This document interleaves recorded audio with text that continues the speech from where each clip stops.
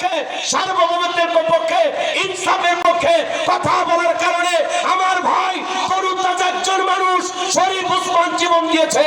মনে রাখবেন, একজন ওসমান বিদায় নেবে, তার রক্তের ফোঁটায় লক্ষ লক্ষ ওসমানের জন্ম হবে।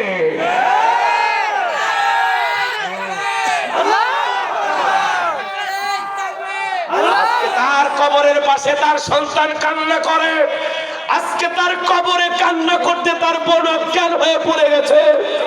আজকে তার ভক্তবৃন্দ, ভালোবাসার মানুষেরা কবরের পাশে দাঁড়ায় বলতেছে, ভাই আমাদেরকে কি বাতাসা খাওয়াবো না, আমাদেরকে কি মুড়ি খাওয়াবো না? কই কেউ তার বাতাসা মুড়ি কিনে দেয় না। ওই ভাই এইভাবে হারিয়ে গেলেন। আজকে ওসমানে হাদি বাংলাদেশের ইতিহাসে এমপি হয়নি, মন্ত্রী হয়নি, কিন্তু মুক্তিহীন সম্রাট, এক রাজকীয় বিদায়।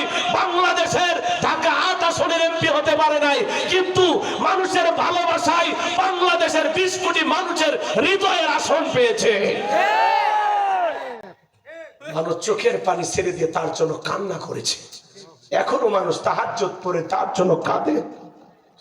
কি সোনার একটা ছেলে ছিল যে আমি বাংলাদেশে ইনসাফ কায়েম করতে চাই। আমরা আর ভারতের গোলামি করব না, আমরা আর আমেরিকার গোলামি করব না। এই দেশ আমাদের, এই দেশের জনগণ ঠিক করবে তাদের নেতা কি হবে। এরকম সুন্দর বক্তব্য যে দিত, কি সুন্দর মোনাজাত, কি সুন্দর ফজর পড়া নির্বাচনের প্রচার শুরু করত। আল্লাহু আকবার, কি সাদামাটা জীবন ছিল তার। আজকে তার কোলের শিশুটা আব্বু আব্বু হয়ে থাকে, তার পরিবারে কান্না চলতেছে, শোকের মাতম চলতেছে। ছোট্ট ৮ মাসের শিশু, এই ছোট্ট বাচ্চাটা যখন বাবার কথা মনে হয় কাঁদে, তখন বাবার ছবিটা মোবাইলের সামনে ধরে দেখায়, বাবার ছবি ধরে আর চুমা খায়। মাঝে মাঝে বাবার ছবি নিয়ে হাসে। ছোট্ট বাচ্চা, ও তো জানে না ও কি হারাইছে। যারা এইভাবে মানুষকে হত্যা করো, যারা এরকম টাকার বিনিময়ে, যেই কিলার তাকে হত্যা করেছে, তার ব্যাংক লেনদেন দেখা গেল অস্বাভাবিক লেনদেন করছে। তার ব্যাংক অ্যাকাউন্টে লেনদেন হয়েছে ১২৭ কোটি টাকা। ১২৭ কোটি টাকা। তাহলে চিন্তা করেন এই ছেলেটা কোন জায়গায় ঘা লাগাইছে। ওরা বুঝতে পারছে যে এরকম বারুদ যদি বাংলাদেশে জন্ম নেয়, এরকম সত্যবান, নিষ্ঠা, ভদ্র, এরকম রত্ন যদি বাংলাদেশে জন্ম নেয়, তাহলে তো আমাদের আর এই দেশে থাকা হবে না। কথা আমার ঠিক না? কারণ এরাই তো এদেশের নেতৃত্ব দিত আগামীতে। কথা বলেন ঠিক না? আমার ভাইয়ের জন্য দিলটা বড় কাঁদে, দিলটা কাঁদে। সারা দেশের মানুষ তার জন্য দোয়া করছে। তার যে জানাজা, বাংলাদেশের ৫৪ বছরের ইতিহাসে এত বড় জানাজা হয়নি। আল্লাহু আকবার। কি মনে করেন, এক শুক্রবারে গুলি খাইছে, আর এক শুক্রবারে মারা গেছে। সে যে শহীদ, সে যে জান্নাতি মানুষ, এতে কোনো সন্দেহ না। সে বলে, আমি মুসলমান, যেদিন মায়ের উদর থেকে জন্ম নিয়েছি সেদিন থেকে শহীদ হওয়ার তামান্না বুকে জাগ্রত রেখেছি। যে আমি ৫০ বছর হায়াত চাই না, আমি রাজপথের লড়াকু সৈনিক, আমার বিছানায় মৃত্যু হবে না। হয় কেউ গুলি দিবে অথবা কেউ জেলে ভরে রাখবে, আমার কোনো ভয় নাই।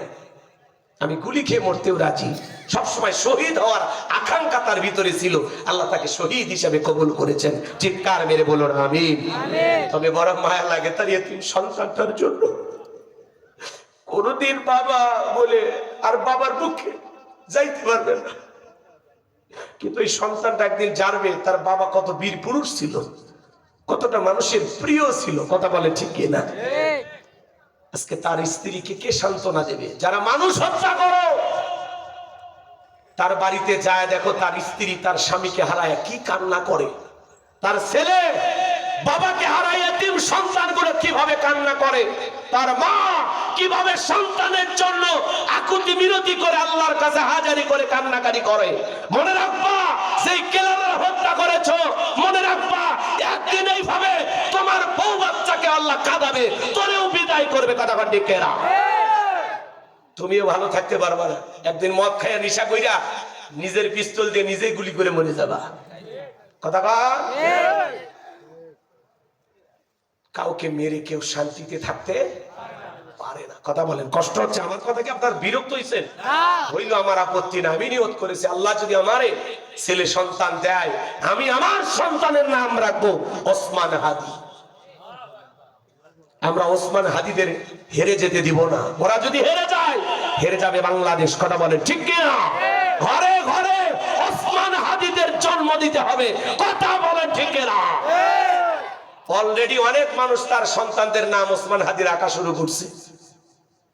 কথা কি বুঝতে পারলেন বাজার? এ বাজার আমার, এরা দেশের সার্বভৌমত্বের জন্য লড়াই করত, এদেশের মানুষের কল্যাণ কামনা করত। লম্বা করব না বাজান, লম্বা হয়ে যাবে। আমি যে কথা বলতে চাই, সন্তানের তাহলে ইসলামিক নাম রাখার দরকার আছে না নাই? সুন্দর নাম রাখার দরকার আছে না নাই? 4 নাম্বার দায়িত্ব হলো সন্তান